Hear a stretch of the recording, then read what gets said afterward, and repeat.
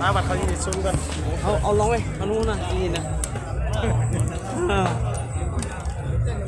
โอ้ดอก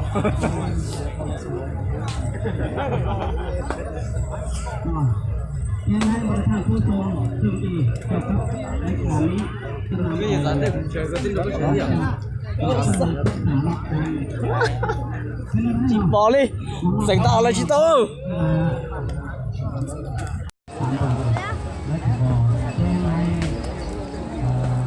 เลยจนหนึ่งชิ้นสั่งซื้อขัวเด้อมัวสู้ต่อไปเนาะหลังจากการแข่งขันแล้วเวียนผู้ที่สามของวัวจำนวนนี่วัวนี่คือว่าโดยการคนไทยก็มาตรงต่อสู้กับวัวของท่านหัวเพื่อนวัวอยู่